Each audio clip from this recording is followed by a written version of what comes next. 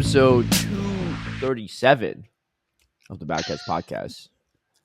I'm your host, Caleb Peng. And Steve is frozen again, but on our screen, maybe not. No, it was funny. It was funny because it didn't. It skipped the 2, and then it showed you doing the 3 7. and the 7. Yeah. Oh, so I was like, awesome. oh, we need to combine. Episode 37 was a while ago. Me and Zionica were recording back when I was in Atlanta, but. Okay, I'll be honest. I was going to do a bit where I just moved my mouth and didn't speak. But if it's you don't have to do that bit because it's happening right now still. Yeah, I don't think it'll happen in the final production of the episode, but for me and Kaz, Steve is freezing a little bit, every. I do notice that when I rewatch on YouTube sometimes is that in person, Steve's connection sometimes is a bit wibbly wobbly, really? and we'll freeze. But then, watching it on YouTube, it it's not as noticeable. Yeah. Shout out Zencaster for the great quality service and for making it free. The goat. Yeah. No more Badcast plus 37 email login. Come on.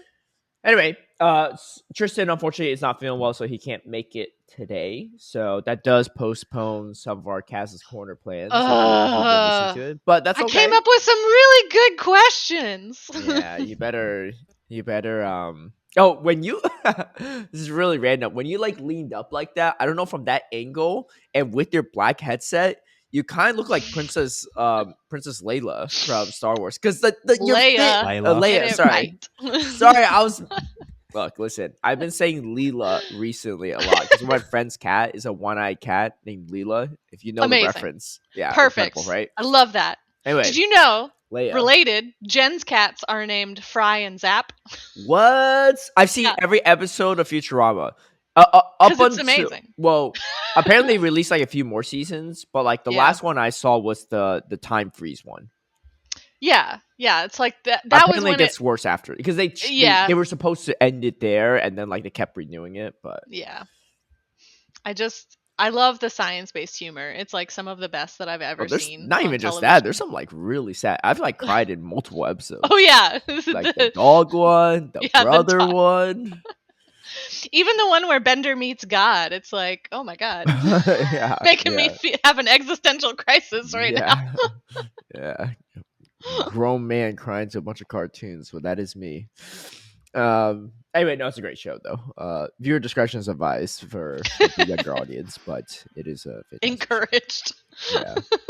Anyway, Princess Leia, but I think it's because you're wearing the white sweater too. It's a combination of the buns and the white. Although the full scope of this sweater is that one end is a goose. So I have a goose phone case. So I can be a silly goose. Yeah. Which Jen also got me this sweater. Shout out to Jen. What? Awesome. Dang, Jen got good taste. All right. Well, anyway, so we will unfortunately be pushing Kaz's Corner back. Kaz won't be here next week because she'll be headed towards Merida. So expect the Kaz's Corner finale in 2 weeks. 2 weeks, hopefully? Which is fine because the deeper we go into the year, postponing this means the shorter amount of time the winner gets to use their special things. But it's true. It's fine with me because I probably won't win. We did choose to name them differently. So for those that didn't listen to our last episode, what we said is whoever wins Kaz's Corner, the finale. Yeah. And I'm down a point, so the odds of me winning are pretty low because I had to get it right, and both Steve and Tristan had to get it wrong, and then I have to also win the tiebreaker, which is unlikely. But that's the thing. Even if Caleb gets it right, then we have to have a tiebreaker because everyone would be tied. Yeah, I had to bracket reset this thing, on Steve and Tristan. And even if Josh and Tristan both get it right, then we would have to have a tiebreaker between them. Yeah, right. That just means I lost in the losers finals, But. Congrats! You've all made it to day 2 of Kaz's Corner. Yeah. I would hope so. 3-person tournament. I bet we better make day 2 on that. But we didn't name them. So the one where the winner gets 3 lifelines, kind of wants to be a millionaire for the upcoming year, so 2026. But so one is you get you get a bonus guess. You guess twice in one week. And You're telling it all wrong. You tell. It's your thing. It's your thing. Yeah. You so tell yeah, the winner of Kaz's Corner, the finale in approximately 2 weeks, will receive 3 lifelines. Right. Named after Pokemon moves available in Pokemon Go. So Double Kick gives you a bonus guess. Shadow Sneak lets you steal someone else's guess, which would they have to, if you say, and you don't know what their guess is, it's a steal someone guesses blind. So that person would have to guess again, right? Once their guess is stolen. I assumed that like they both just had it. Because like if you think it's the answer, then you think it's the answer, right? Yeah, but then what would be the point of like stealing it? So like, because you have no idea, and so you're sort of hoping to get a point that you had no right getting. Fine. And then Future Sight is both of the others reveal their guesses, and then you get sort of extra time and get to see their guesses and then make your guess. Maybe in a future Kaz Corner season, we still do lifelines. We change the lifelines. It'd be funny if one of them was call a friend. Because I think that would be hilarious if you're just on the podcast, on speaker, trying to call someone random to help you out. Oh my god, there's so many problems with that. Look, if the phone call doesn't go through or there's some weird stuff happening, I could always cut it out of the episode. Yeah, we could do something where you could, if you have someone's number, you could try to call them, but you could also, like, I don't know, message someone on Discord and just be like, hey. I guess so, yeah. No, it's got to be the straight phone call so everyone can hear the conversation. That's true. That would be more funny. Yeah. You also need the instant gratification of like, we can't just sit and wait for 15 minutes. Okay, Steve, who would you call? Would it be Debbie? She won't be awake at this time. It won't work. Yeah, no. True. You got to think about who's up.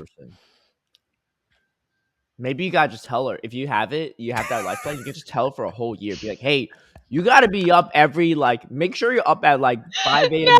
today, you know? Debbie, he's not allowed to do that. I'm going to say right now, he's not allowed to like make you wake up actually 2 hours early. Oh, it's 3 hours time zone difference at the moment. Yeah. Savings. Oh my gosh. That's allowed.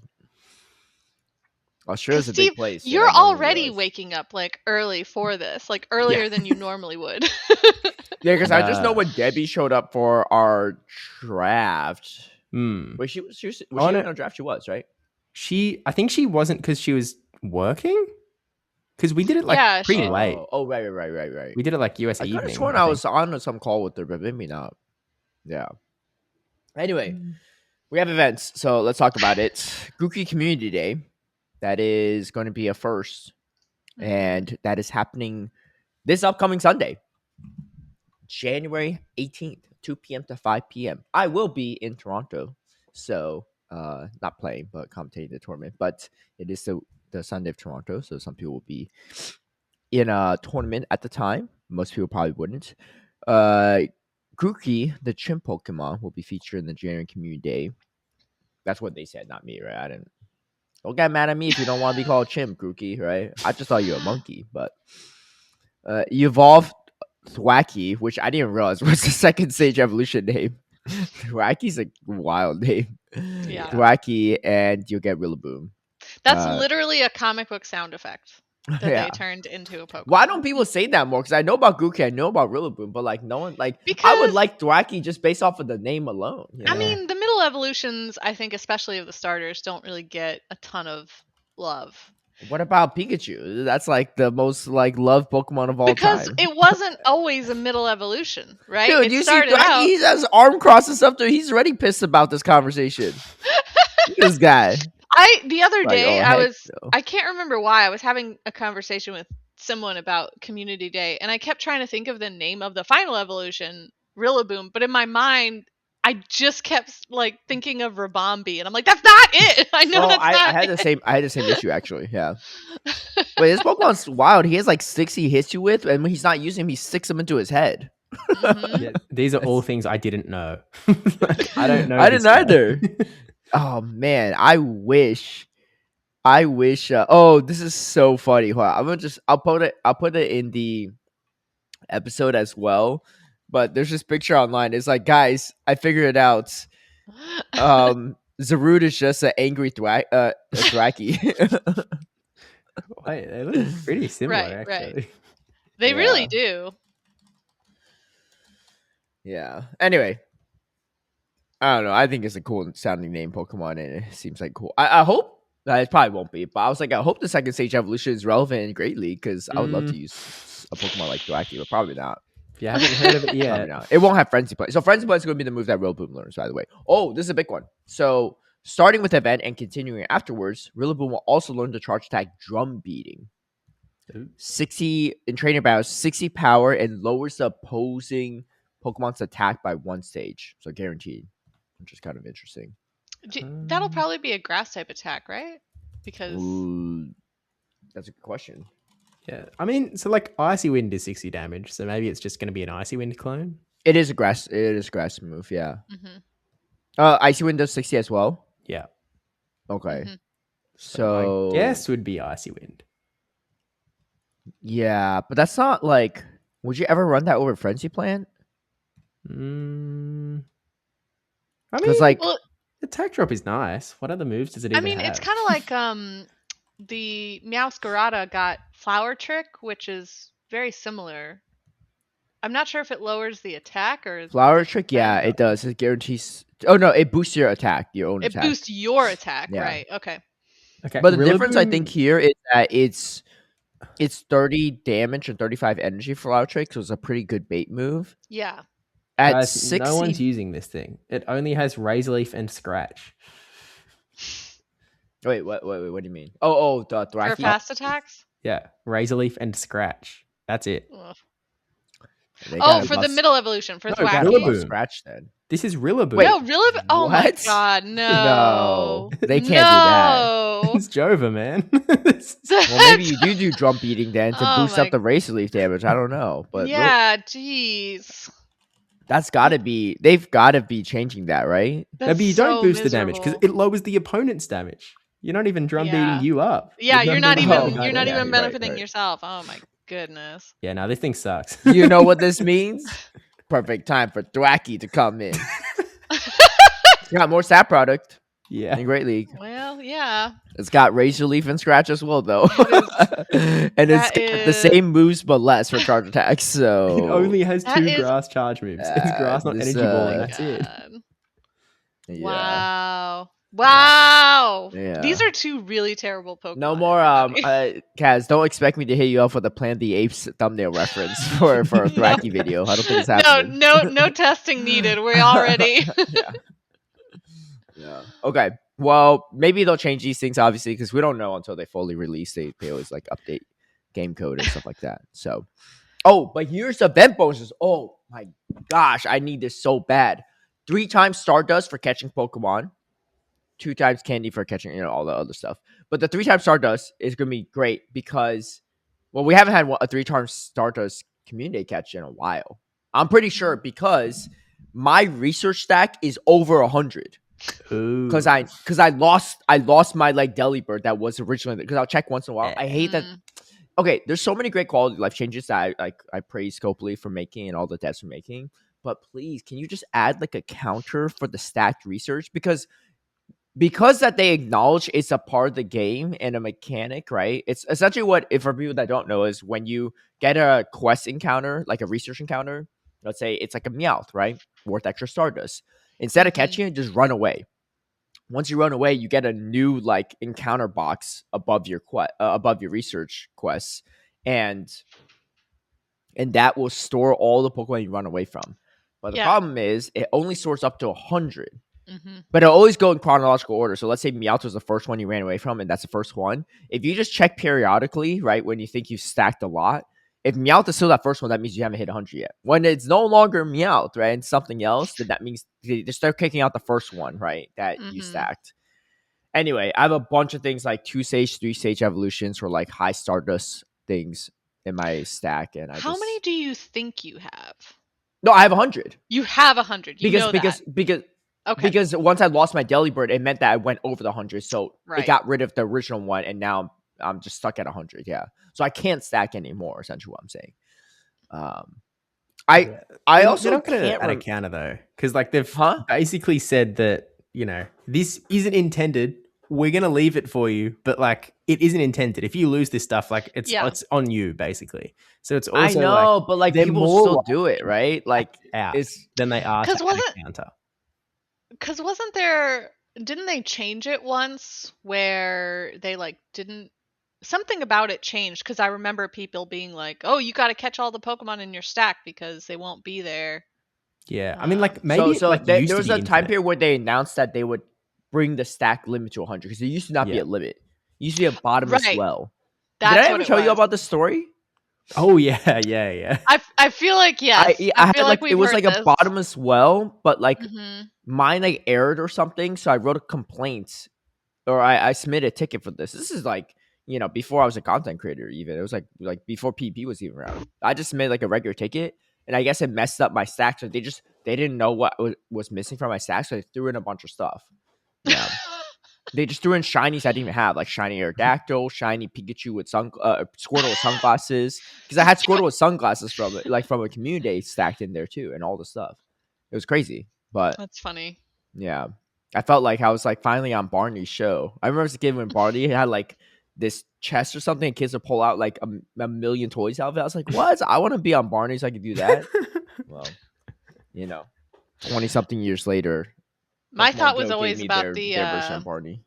Merlin's bag in The Sword and the Stone, you know, where he just like shoves his entire house into it. I'm like, oh my god, would kill for that. Those things are like anything, like even Dragon Ball Z when they had capsules where they could just put stuff like a giant like car in a capsule. I was like, dude, it'd be so easy to just transfer the stuff around. Bag of holding in D&D. I'd be okay if just let me have it. The weight was the same, you know. Obviously, I wouldn't carry a car. I'm not that strong, but like if I have like a bunch, like a luggage or something, I could just put it in the size of a capsule. That'd be so nice. But anyway, I don't know how we got to that point, but yes, 3 times Stardust. Okay, so also, I don't remember if they changed this or not, because I don't remember the last time this has happened, where if you're at a regional, you know, it's like additional 100 Stardust for every catch. Mm-hmm. Does that still happen? Yeah. So that'll be that. It'll stack with the community day bonus. Yeah. Oh shoot, that's because like, I remember the first time that I went to a regional was Orlando, and that was Neuback Community Day that weekend, and it also had a 3 times dust bonus. So stacked. I'm on like 6 times Stardust. Yeah, as long as you're within the Toronto. Well, I'll be there. Yeah. Parameters. Yeah. Oh my gosh. Maybe it's time we do a Stardust bet. I'm just kidding. I'm just kidding. That's a little too easy for me, I think. But plus the 100 stacks. All right. Well, I'll be getting some Stardust weekend. Anyway, okay. So moves may be underwhelming. The moveset of Rillaboom and my boy Thwackey, underwhelming. But at least you get some Stardust out of it. So, and you never know. They might buff everything later on, or maybe the movesets are not accurate. So it's so crazy to me, because usually the starters are like, they're supposed to be a little buffed in some way, I think. Like, but you say that, but what happened to Embor? There's a couple random ones. It doesn't have a terrible moveset. It's just outclassed. That's really not Embor's fault. I mean, Rillaboom's got friends to play, right? But I mean, like, didn't we go through years of what's his name? The grass ground one? Torterra being completely useless because it had Razor Leaf from friends to play as well. And Mudslap is such a bad move. I mean, I remember Torterra having some utility in like the grassroots circuit. I remember building one in for a tournament while Sylph was still around. I won't say that it was great, but it had utility. It's screaming Razor Leaf RPS. Yes. Probably, yeah. Would have never guessed, Kaz. Not from you. I'm just kidding. I just am biased towards Sinnoh Pokemon. Like, it's my favorite generation, so I will just try to use those anytime that I can. I think it's mostly like a sentimental thing, because I've played all the games, but I didn't play, like, I played all the games when they started coming to the US in 1998. Is Sinnoh Gen 3? No, Sinnoh's Gen 4. Oh, Gen 4. But I didn't play for a long time, like I had to catch up to like Crystal and Gold and Silver and Emerald and all those. I had to catch up to those later. I didn't play them when they came out. Mm-hmm. So Sinnoh was like the first game that I played as an adult, that kind of brought me back into the franchise. So I'm just sort of sentimental towards it. I played it when I was in college, and I had my first job like while I was while I was in school, and I was like sitting there bored just playing this game, and I was like, this is the best thing to ever happen. And I love the story. It's really good. Like, I actually really, really enjoyed the story that they told in Diamond and Pearl, and then Platinum, they made it even better. So just sentimental towards that generation of Pokemon. I don't think they really even told much of a story in the first 2 gens. Not really. I think Heart and Gold and Crystal actually had pretty good story.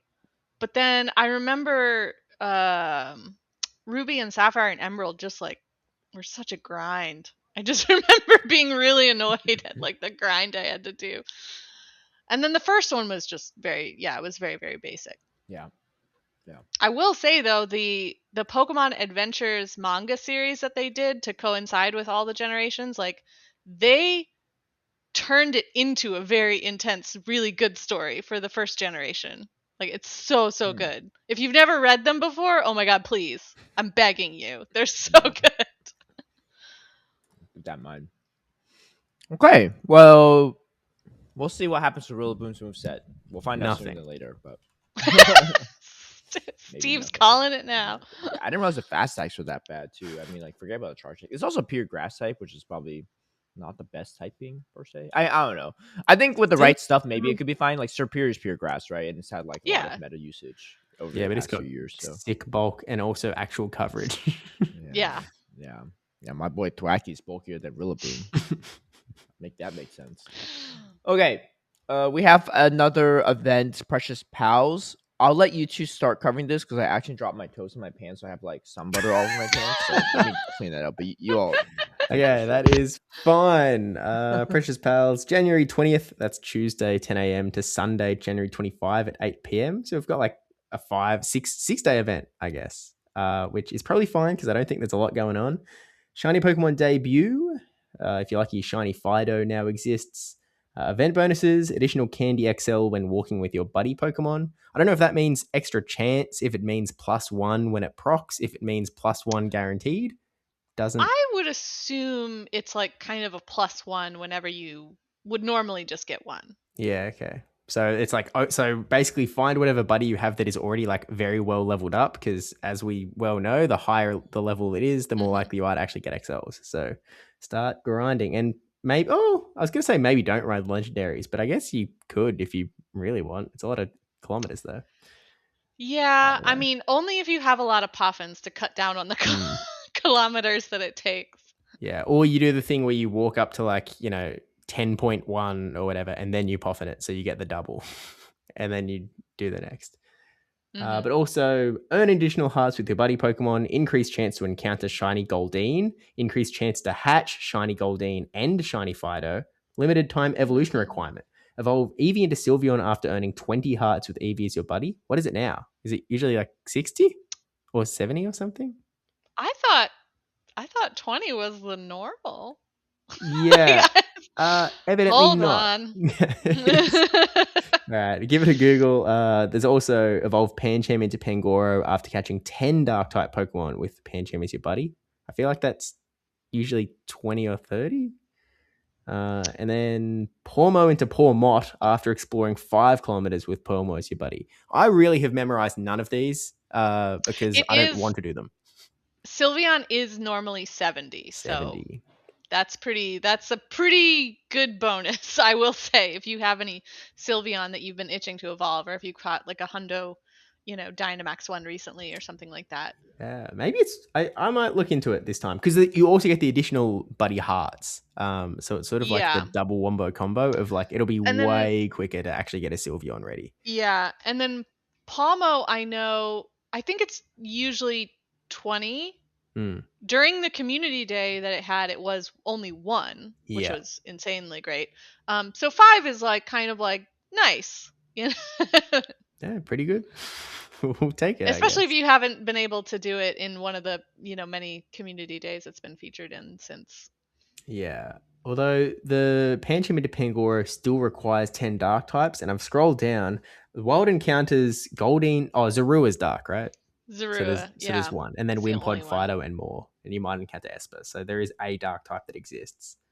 2-kilometer eggs, Goldeen, Togepi, Happiny, Riolu, and Fido. So you're going for 2-kilometer eggs to get the shiny Fido or shiny Goldeen, basically. And Goldeen is also boosted in the wild, which is nice. But Fido being new, they're like, no, we want you to hatch eggs. Yeah, and it's also not shiny boosted in the wild. Like Fido isn't shiny boosted in the wild. It's only shiny boosted in eggs. Yeah, only from eggs. Goldeen is the one that's like boosted in both. Yeah. And that's which is good because I do need more seeking. Desperately need more seeking. Did we think that was going to be good this season and then it like hasn't really shown up? Or what was the deal? Because I feel like there was seeking hype at some point. It's good for the EUIC meta that is upcoming. Right. So, and just generally, it's been a Pokemon that's been pretty reliably good in limited metas that it is allowed in, both in GBL and, in whatever grassroots circuit you like to compete in. So, but the problem is that, it did get access to Peck, which is not a legacy move, so you can just fast TM that any old time, but its charged attacks are actually like usually you want like double legacy, drill run, and icy wind, which are both like right now still only accessible via elite TM. So that was my problem why I wanted a Goldeen event is because I did use elite TMs to make like a triple legacy one because poison jab was good for a while and that also is a legacy move. So I don't want to change that one in an ideal world. And now I'm in a position where maybe I only have to use an elite, like a couple elite charge TMs. Fine, whatever. Although, to be fair, like I feel like elite charge TMs are more valuable than elite fast TMs. So I wonder, depending on how many times you're going to flip seeking, I almost wonder if it's actually like worthwhile to just keep one seeking and just change the fast move. And you can change it back if you ever need poison jab. Well, in an ideal world, right now I have a triple legacy one, right? So I'd want to have maybe 2 or 3 more so that I can have one that's like maybe just one legacy move. And one, and one with like one legacy move and like the other, non-legacy one. Because it does also learn Megahorn, which can be valuable in, certain scenarios. So, I think it's a good Pokemon to have. Like I said, it's got really good grassroots utility. So, and I know that I was asking for a Goldeen event for the holidays, so it's a little belated, but thank you, Scopely, for listening. Just because. I hear you guys are talking about my buddy, the Tri-King. Whoa, guy moves on from buddies quick. See ya, Thwackey. He has moved on so fast. Hey, look, the moment I saw Thwacky's movesets, man, out with the monkey, in with the fish, Yikes. With friends like these. I will say, though, these days, I feel like elite fast TMs, you can chew up pretty quickly if you're just TMing back and forth to Charizard, because you got Ember, you got Air, what's it called? Oh, what's Air Slash? Wing attack. Oh, wing attack. Yeah. Like they're both legacy moves, right? Dragon Breath is a legacy move. Like there's 3 legacy fast attacks on just Charizard alone that you can just burn a lot of TMs on.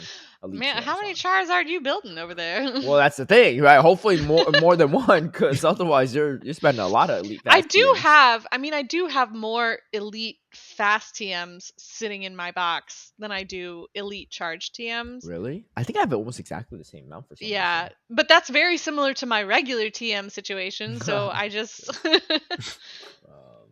don't spend much I think of most either, people probably have a similar situation as you, but I feel like mine is I have 36 and 34 fast to charge. So it's actually pretty. I have 12 elite fast TMs and 6 elite charge TMs. Ooh. I have 21 and 24. What about regular TMs? Oh, so regular fast TMs? You use a lot of them? Because I don't really buy any of them.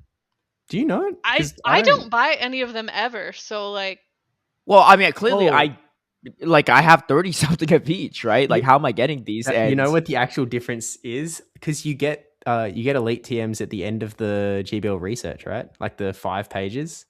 Yeah. I never get to Is Kaz not doing them? No, I do those. Well, yeah, so that's what I'm saying. What about? Well, I know if C doesn't, that's a different story. But how do me and Kaz have like a 30 plus TM discrepancy for each of them? Apparently, I'm just using more. I guess so. Wait, but what are you? It's not like I don't PvP or build stuff. Like I do like all 3 leagues. I don't know how we got here. Yeah. What have you been saying, mate? Because you haven't been spending on a Sea King, right? So it's not even that. I made Sea King a while ago. And for the record, my regular fast TMs, I'm at like 200 something, but fast or charge TMs, like regular, I'm at 99. So that's not too bad. 99 will carry you through Merida, and then once you're at Merida, you'll be like 300, 400. That's what I'm hoping. Yeah. Yeah, you get easy like 500 like charge TMs at like a single event championship. Yeah, my only complaint about them finally listening to me and giving me an event with Goldine is the fact that they did it the week that I'm going to be in another country hiking in the jungle. So. Oh yeah. Thanks. It's a 6-day event. You've got a little bit of time. So long, and thanks for all the fish. It might be spawns in the jungle, right? It might not. No? I don't think I'm going to get cell service in the jungle. Oh, fair. So, those are fair points, but... That's pretty much the event, though. Yeah. Yeah, not much. All but right. Pretty nice. We did talk about Kaz Corner a little bit earlier, so we don't have to talk about that. Let's go maybe straight to Championship Series, because I don't think there's much going on in Go Battle League. But... We have ourselves, We switched to Retro Cup. That's the only thing that is going on, and it's really not that much different. Wait, because than the Sunshine Cup. It really do we have that much going on in Championship Series other than one announcement? Well, Toronto's coming up. Toronto's coming up, I guess. Sure. There's some interesting tidbits about Toronto. Oh, so I'll be there as a commentator. They announced that today, but a few things. So apparently all the past Toronto champions are going to be there. So 2023, Magic Mason. 2024, J-Chan. 2025, Elam. They're all going to be at the 2026 Toronto Regional, which means that we could have a repeat champion. Or, the more likely scenarios, probably not, but we'll see. But they're all 3 of the players are still really solid, right? To this day. Like, I think Magic Mason got top 12, top 10, top 8 at Worlds, and 12. Well, Elam's just like a really good player, and he got top something, right? And then J-Chan also made it pretty far into Worlds. Did he make day 2 as well? I don't think he quite made. I remember he had the Talonflame or something. Magic Mason was top 12. Yeah. Oh, okay. J-Chan. I don't think J-Chan was top 12, but I thought he made it pretty far. Maybe he didn't make day 2. J-Chan was... No, he got 17. Yeah, he made day 2. Okay. He made day 2 at Worlds as well. Steel Trap, baby. I like the little crown they've got on Dracoviz for Beelzebub Boy winning Worlds. So all 3 players still really quite good, right? And close to the prime of their PvP career, I think. I'd be interested to see if that happens or not. But the past LAIC champions are also going. Hard Jeff, Marto, Nighttime Clasher. Wow. Yeah. A pair of brothers are going as well. Blah Ben and Lao Jeffs, Nighttime Clasher and Sustenance Eater. There's some storylines right here we can pull out. Stone Collection's going apparently. Huh? Thank you, commentator Caleb. Colin 6 will be there. He's had a crazy regional run, right? Top 3 in the last 2 he's been in. See if he repeats again. Oh, look at all these storylines. people listen to podcasts come Saturday, they're like, wait, I feel like I've heard all this stuff before. Yeah, right. He's using all the material. Spoiling the whole event for yourself. Okay, I don't script anything out when I commentate for what it's worth. But I just like look at like, who's going to be there and like think of like it's just like stuff based on what I remember. So it's nothing crazy, but I may say something similar or not. Who knows? Anyway, I'm looking forward to that. That'll be the first Precious Paths tournament. I think everything's eligible, right? Is there new releases this past 2 weeks that would make something ineligible? Probably not, right? Maybe Colossal? Is Colossal eligible?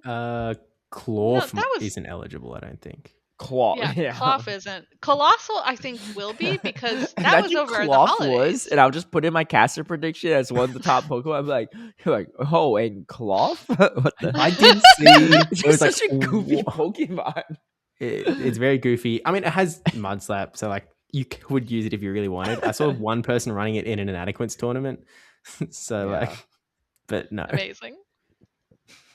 I told you. I have like, I mean, bird Pokemon are obviously my favorite, but I have this like weird, enjoyment of crab Pokemon as well. I just think they're so silly looking. Like there's nothing you can do. They have some good moves. I mean, not Cloth. Oh, they should get a Cloth Crab Hammer actually. But Crab Hammer's a crazy good move. It's just that everything that learns is too frail to do anything with it, I think. Yeah. Wait, let me see. Crab Hammer. Crab Hammer is... Oh, it's the same as Scald, actually. It's the same as Scald. Does anything learn it other than... Oh, it's just I guess... crustaceans or whatever. It's it's Kingler and the other one. Crawdon. Also yeah. The Crabominable. And... that learns it too? Oh, okay, it's not as good of a move as I thought it was. I thought it was better, but it's the same exact stats as Scald. But Scald got nerfed, right? Like a few years ago. But the difference is you have a 12.5 chance to up your attack by 2 stages. Honestly, I'd be okay if that percentage was higher. Because how many Crab Hammers are you really getting off with like one of these frail crab Pokemon? Right? Okay, but be careful because then we're getting Night Slash. Like then we're like if it's a really good move, then we'll be seeing some very hype moments on stage and players being frustrated out of their minds. Make my boy Cloth relevant, that's what I'm saying. Yeah, boy. Yeah. We've gone from monkey to fish to now crab. My loyalty to animals is clearly not very strong, so watch it. Based on vibes, based on pure vibes. Yeah. Except for my cats. I don't know where they're at though, but they actually passed out in my bed. Okay. Well, yeah, so that's pretty much it. Next week is Merida. And then once Birmingham and Auckland. All next week? Yeah. Yeah. What? That's crazy. Oh, no wonder why you can't do the coast stream. Oh yeah, so the coast. Oh yeah. So they're posting. Do we know what the footage is going to look like? No. So I'm gonna coast stream it, right? Because nothing else better to do that weekend. But that's weird because then there's a whole another broadcast going on, like an actual broadcast going on for Birmingham, right? Yeah, there probably will be a slight overlap, like very slight. Yeah. But for the most part, they're going to be one broadcast is on at a time. But from so they don't have Oceanic casters stuff, from Merida. But wait, what do you mean? They won't have casters from Merida, but they'll have the gameplay footage. Yeah. Streamed. Yeah. So I got some plans. I'll tease it, but I got 2 names on board already: Speedy Chief and Tool Butters. We're going to do some Merida action. So nice. Yeah, because I was like, you guys free? They're like, yeah. I was like, all right, I'll just want to just commentate again because we're all going to be in Toronto. Guys, this one will be unpaid though, so. But I still need you for the all 8 hours every day. Hey man, let's we're running a low budget production here. But yeah, I'm curious what it's going to look like. Because are they going to show like all 6 Pokemon, or is it just going to be 3? Is it just going to be the gameplay screens, right? I feel like it'll probably just be the gameplay screens. Yeah, because then that's so weird. Because I was like, I don't even know then like what they're team building around. We can't like break down the teams. But I mean, I don't know, but that wouldn't make sense though, because it takes like. Yeah, because I just don't think they have the production team in place to create the graphics. Is there a way to see people's teams though, like their 6 Pokemon when a tournament's live, like on Arcanine or whatever? No. Oh, okay. You can only see on Arcanine. You can only see your own team. But I thought once the tournament started, you could see it. Or no, so. Like the team sheets are all released already publicly because the tournament's already started. No. I thought there was something like that. But maybe I'm wrong. I thought it was like something like maybe if you're a player in the tournament, you could see it. No, there's some shenanigans with like day 2 for TCG VG where they release some stuff. I think. But I don't know. Okay, this will be an interesting production, but also they probably run through Play Latam. No, actually, you should know, Kaz. Is it Play Latam or Arcanine that they're running through? I had to register my team on Arcanine. Okay, there you go. Okay. Well, yeah, you might be running blind. We'll see. Yeah, that'll make the commentating experience interesting for what it's worth. But as long as you see both perspectives, that's better than nothing. If it's just one person's screen, oh boy. It's like we're commentating over some GBL battles. Huh? It should be 2. They've used that sort of setup in Mexico before. So I would hope they have 2. Yeah. Okay. Well, we'll see how that goes. But best of luck to people going to Toronto. I'll see you there. And then 3 tournaments at once. It's great. So the Alchem one, is that a 2-day thing or is it 1 day or what? How many? For Go, it's Sunday only, which is going to be like Saturday for the US. Or Saturday, yeah. Because it's like that's like the farthest time zone, right? Yeah. How many players are registered? We have no idea. The organizers are not telling us. No. Oh no. There was a cap though, right? Yep. And the cap was reached? I don't know.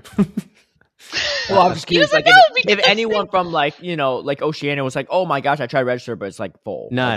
Like everyone that wanted to get in's got in. Okay. Well, the cap's not that low then. No, my guess is that it's gonna be like 32, but there's no stream or nothing, right? Correct. Are you going to do a little? What's his name? I forgot his name. Where you Azure thing, where you like film over the shoulder. I will do that. But except I'll be too busy because I'll be winning. Oh shoot, you're right. Someone else grab your phone. You're not using your phone anyway, right? Actually, you are using your phone. It's a special event. You could do the scuff thing that me and Debbie did during that fun tournament where I was recording like with someone else's phone, me playing on my with the one hand, so you had to play with one hand. Yeah, I would like held it with my mouth or something at that point, or something like that. That's where the meta glasses probably would have came in handy. But that's crazy. Well, you know what you could have done is like you put it on the table, like so. Let's say this is a table. You put it on the overhang it over the table like this, and then you could capture and you play like under the table, right? So you don't have to hold it. I don't know. I feel like there's got to be easier ways than doing like this, right? Because it was a side event tournament. Like we're fine. My arm has recovered. Wait, why? Why were you doing that? She said she wanted the footage for her like, like video series or like vlogs or whatever. Okay. I don't even know if she ever used it. No, well, she's only just posted I think she posted one. You're like, I couldn't even sack swap on that one because I was playing with one hand. Yeah. Okay. Well, I think we were doing. I was just doing auto rect too. Like I was just letting the game decide what my fate should be. What was your opponent thinking at the time? What? Debbie? No. You're doing a side event, right? So you're playing someone, right?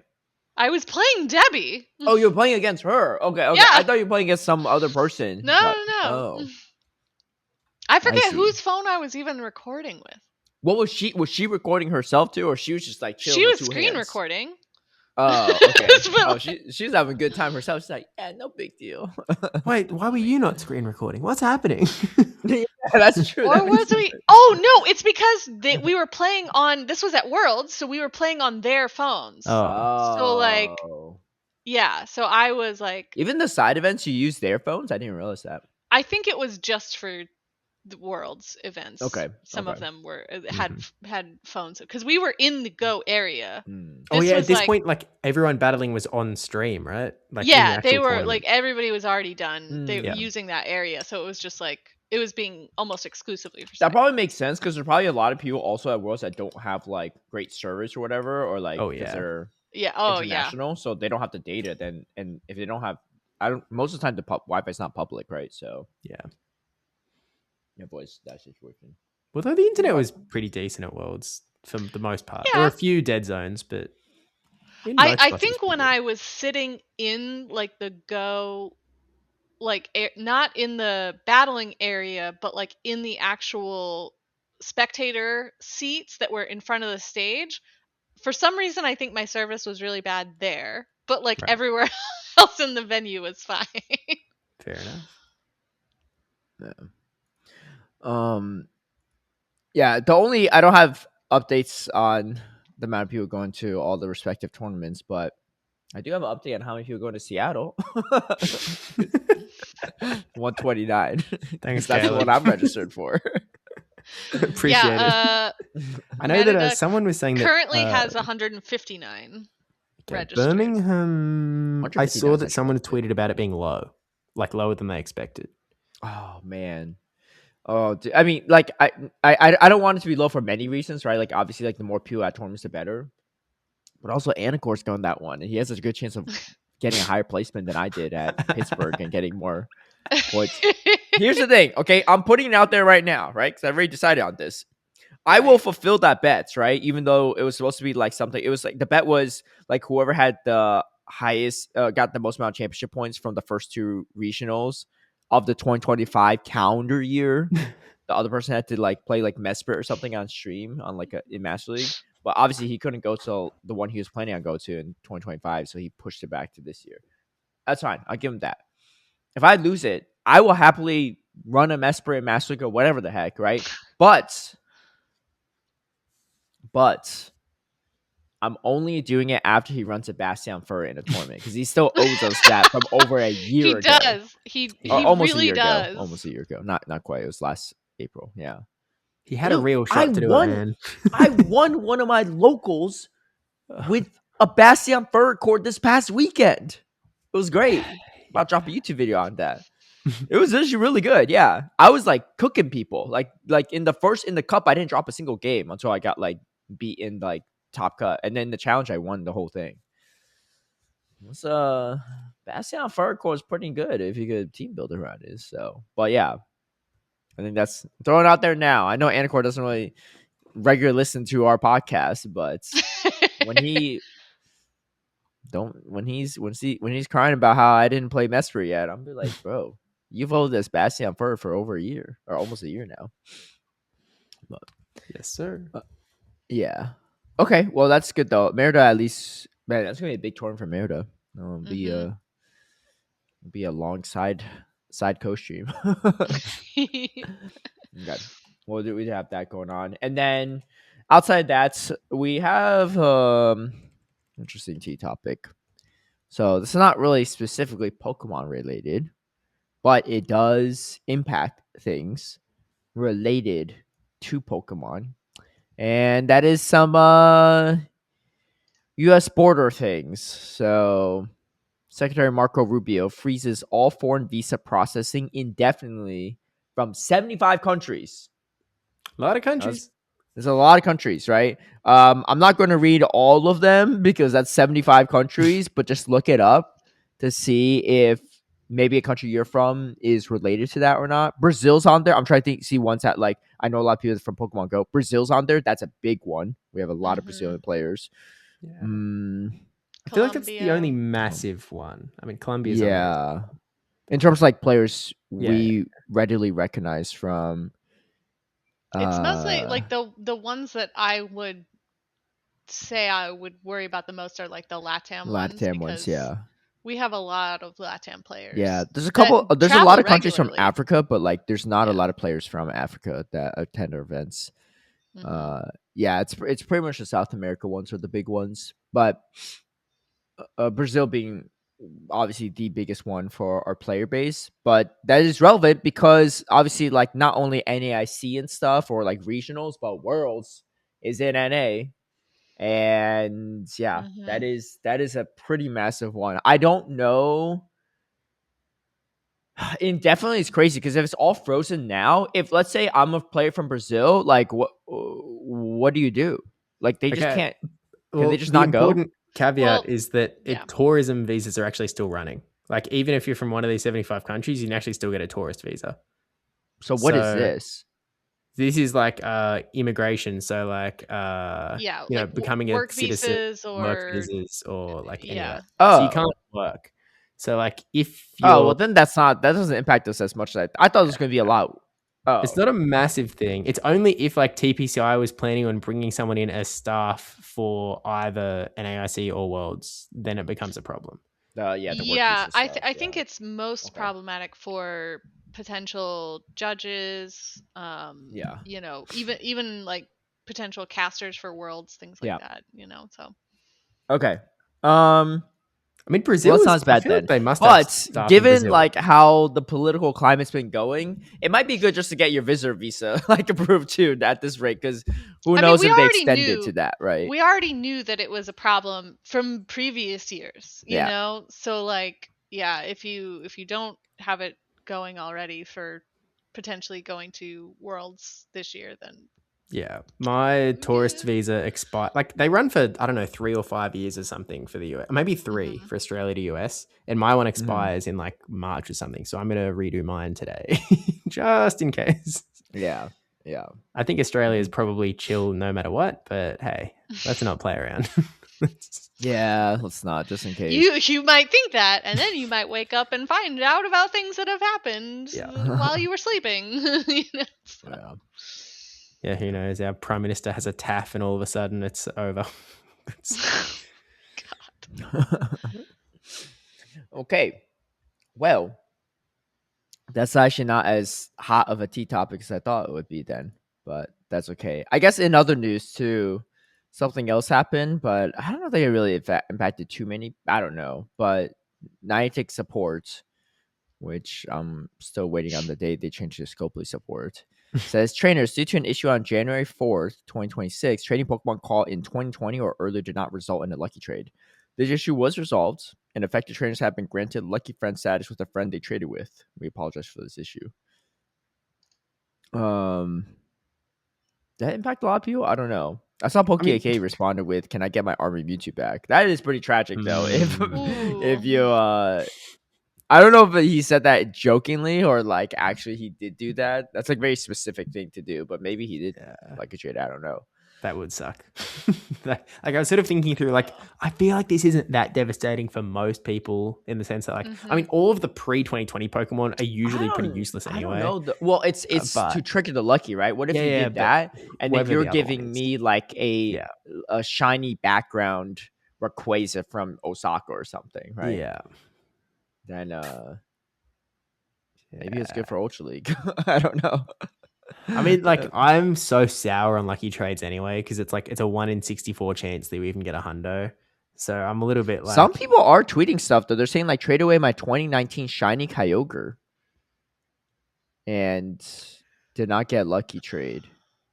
Yeah, because it's supposed to be like they changed the parameters of what qualifies for the guaranteed lucky, and so if it was 2020 or prior, it's supposed to be guaranteed. No, this person said they did this shiny Kyogre trade yesterday, right? 2019. So they should have fixed it, and they're saying like whatever this fix of yours is did not work, and I didn't go lucky with my friend. Right? But obviously this was yesterday, not the. 20. I would put money on the fact that they have hit the limit, or one of them's hit the limit, and they're just like, like they don't know how it works.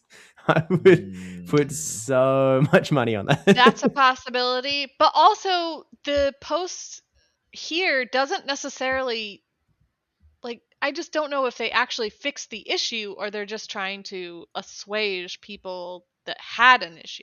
They said it's resolved. Get in touch with Derek, Steve? Hey, Derek. Yeah. Well, then, like, as you've mentioned before, there's no way he's to a fellow archer. Oh my god.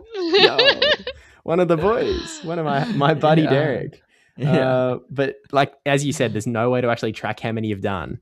So there's no way to check. True. See, that too, right? Because this is a feature they built into the game. Why don't we have a tracker of that as well? Right? Okay, forget tracking the stack encounters. And this one, we know that it's a feature. We know that it's a feature because they've highlighted it. Yeah, before. They've promoted it as one too. Yeah. So I don't think necessarily they don't have the stack encounter number just because it's not a feature. I think they just. I mean, I hard disagree with that one because that one's not a feature.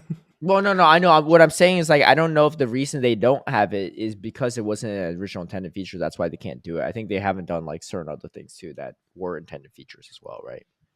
That's all I'm saying. But, yeah. Anyway. Well, hopefully Derek gets a lucky friend with someone else, I guess. I don't know. But, or maybe he just did not do things correctly, and that's A-okay, too. Okay. Well, that's pretty much all things related to that. Let's take a look at the YouTube comments from last week's episode, because we had a couple. I also don't know. It's possible that we missed some from the previous episode before that, too. So I just want to double check that just in case. But I couldn't help myself. I just had to name the last episode Cloth because it just looks so goofy. I love it so much. Yeah. Okay, no comments on the holiday one. So straight to Cloth. Yeah. Okay, so let's go straight into the Cloth episode. All right. So Jen says, "Hi, longtime listener, third time YouTube commenter. The comment I left on popping for this episode is not worth reading. Just don't do it." But you know what I'm Jen, about to do. You can't tempt him like that. You know that. Yeah, this is like telling a kid not to do something because then I was like, I wasn't really even thinking about doing this originally, but now I really want to do it. She knows what she's doing. Oh, I'm falling straight into that trap of hers if that's the case. All right, so she said, "Oh, it's a Cloth episode." All right, she left 2 comments actually. Mm-hmm. Let me just like, oh, okay. She said, "I think you do different placements of a period." Period placements, like for she's talking about when signing up for like trial accounts in the Gmail address too. So most sites will recognize it as a different email, but Gmail will route all to your main. So where's a different period? What does that even mean? Like, if let's say if our email is like battlecats@gmail.com, which is not, but let's say if it's battlecats@gmail.com, where does the dot go? Like between does it mean like L battle and the I of cats Gmail? or battlecat.ats or battlecat.sir? But isn't battlecats@gmail.com and battle.cats@gmail.com 2 separate emails? I would have assumed so. Maybe Gmail doesn't do that? I don't know.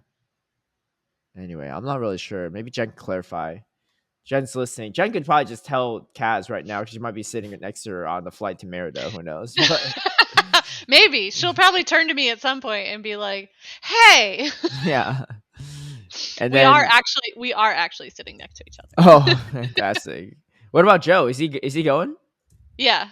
Oh, he's sitting on my other side. Okay. I was like, mate, you putting the husband on a different row? And then Jen said Poppy didn't like that. Maybe I'll comment on YouTube. Yeah, she had to put all these spaces and stuff because it probably got marked as spam or whatever. Anyway, appreciate the advice. Hopefully we don't have to use it, but good to know. Artemis Dragon says, "Happens to me all time, Caleb. I found out that I had a shiny Pippa from 2020 that vaults in a rank 1 Poleon for Ultra League. I just kept staring at it in total disbelief as I wondered why was I using this scrappy one all these years." Okay, I figured out the Zekrom issue, right? So if you didn't know what happened last week I found out that I have a functional Hundo Zekrom that I just did not power up. I decided to make a one that wasn't functional. It was a 15, 13, 15. I now know why. Because the 15, 13, 15 one, I had already powered up to level 40 when there was no XLs, like XL Pokemon. So I was using it originally Master League because it was the best one I had, and I just want to use Zekrom. And so because I already spent all that Stardust, I was like, it's not a Hundo, but just missing 2 defense. It's probably still worth just making it to my level 50. And so that's probably why I did that. And I probably checked all my others that I was like, well, it's a 98, so it's not like a perfect. So I just didn't bother checking to see if it was a functional hunter or not. So I think that's why I ended up doing that rather than checking. Because I was like, why would I opt to power up a 96% Pokemon when I have a 98, right? For no reason. And that's probably why. Because I was like, I already invest all the Stardust in a 96 one. Like, what's, neither are perfect. So, like, I might as well just make one that I've already, like, pretty much already powered up. So. That is kind of how that went. Still kind of sucks, but it is what it is. Artemis Dragon also says, Kaz, cover your ears. Yeah, I'm covered. Yeah, as you wear headphones underneath them. Kilowattrel is hot garbage. Yeah, I know. Very sad that all electric flying types have garbage stats and moves. Where's the balance? At least they should have great fast moves and charge move synergy. You know what I think would solve this? Rebalance Thundershock. Instead of it being 4 damage, 9 energy, make it 5 to 7 damage and 7 to 8 energy. That'd be interesting. Yeah. Well, Thundershock is known for its high fast charging, but because wouldn't that just become like a 2-turn Volt Switch or something similar to that? Maybe. Surely, like, Zapdos would just become worse if Thundershock was doing more damage, right? Rather than more energy. Too, yeah. You sort of want the speed. Well, I think Zapdos would be worse. I think Emolga would be, I don't know, kind of the same because it's the bulkiest electric flyer we have. And it still doesn't have great bulk, but but it is faster than the other two because you can do discharge acrobatics or there's a few tournaments where there was a couple of Emolga or Zapdos running around. So, and if you change Thunderbolt, then you're looking at changing a lot of other electric types as well. Yeah. So I'm not sure if that would be as balanced across the board as it would be for the potential electric flyers. I think the issue is it just lacks a bulk. Like that's the stats are. Yeah. Like usually things that become meta relevant are things that already have a lot of bulk. But the problem is didn't have good moves until they if you lack the bulk, then you have to basically have the ability to bait. Or you need to be something like a Murkrow, because Murkrow can't bait right now, but like every move hits like a truck, right? Yeah, and it charges fast. So you need something like a Peck buff and a Drill Peck buff, or well, it got Foul Play buff recently too, actually. So it got buffed in many ways, but yeah, I just feel like its moves, while powerful, are not fast enough. So fair enough. Oh my gosh, that actually makes so much sense now. Why Murkrow felt I was playing Murkrow on my team in locals for the past few weeks, right? This makes so much more sense now why it feels better into Corviknight, because they buffed Foul Play. Because before last season, that was not a good matchup. Like I think you lost the Zero Shields against Corviknight, but now I think you win against Corviknight in the Zero Shields.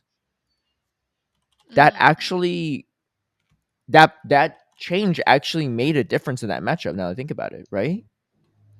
Oh, you win the ones too and the zeros. But before, Corviknight used to win, like, at least, I know the twos, but I think it won the ones and zeros too, even, or something. Or maybe the ones. Yeah. I don't know if people will be using Murkrow. I liked Murkrow a lot in my locals, so that's why I used it. But, yeah. I don't know. Anyway. Things to think about. Steve, you can still talk, right? Yeah, I hope so. Okay. No, because your face is just frozen. I just wasn't sure if you were like frozen or not. It was frozen for a bit. Got nervous. Maybe you're just speechless after finding out about the Murkrow Corviknight matchup. Yeah, I was just thinking about the electric, so I was like, surely it doesn't work. Yeah. Angels of Palo says, now imagine Kaz dropping a category like it's Final Jeopardy for the preview crowd. Hey, maybe for the finale, we got 2 weeks to work on this now. Yeah. It's true. That's true. Also, you know how they had the Final Jeopardy song? Dun, dun, yeah. Dun, You used to do theater, right? You used to do some musicals. What if you just sang the Jeopardy song or like hummed it while every time on Kaz's Corner we're trying to think of our thing, right? Because we always take a second anyway, right? And I mean, sometimes we ask a clarifying question, but you can pause the humming to answer and then go back to it. I'm just saying. Well, whatever happened to the jingle? that we were all gonna do. Oh yeah, it's coming, bro. It's coming. Any day now. Oh. Meanwhile, got myself a little gremlin right here. Look at this. Little long cat. Yeah, she's a long cat. I don't know if she's a Meow. she kind of a little bit long. Well, when you hold her like Dude, that, she looks like a G-Max Meowth right now. Yeah. She kind of put a coin. She does not look happy at all. There's not a purr in sight. And then the last comment is Twastell. I don't know what Steve was talking about. Show 6 uploaded episodes on October 24th, November 11th, and December 20th. Does Steve have all the hidden powers for Togetic? Oh, okay. So that's. Okay. I guess there was episode. Okay. Yeah, because I could have sworn. I looked it up. So it turns out that I've just been randomly screwed over because they've just stopped uploading to YouTube. They were doing them on YouTube. Now they're just I thought they just started doing YouTube and they just stopped. Yeah, they just stopped doing it. So 3 months ago, they just stopped uploading on YouTube, and I didn't see any tweet or post or anything. So it's there on Spotify. Yeah. So maybe they explain in I've been Spotify. My podcast, so that's why I didn't know. But okay. Yeah, I mean, I mostly was looking on YouTube as well, so that's why I didn't see them either. So I really like the Show 6 podcast, but I've been missing it for the last 3 months for no reason. I'll ask Speedy Chief about it this weekend and be like, yo, the YouTube audiences are clamoring. Yeah. And then Twastell says, does Steve have all the hidden powers for Togetic and Togekiss? Those are probably the most relevant hidden power users. I don't know if I've probably got most of them, to be fair. Maybe not Togekiss. Togetic, though, probably. I think so. Actually, Speedy got back to, because I sent him a message. I was like, what the heck, Speedy? He said he just hasn't edited and uploaded them. So they literally have the footage. It'll probably be up before the Johannesburg date is up, though. That's for sure. That is for sure. Well. Womp womp. Yeah.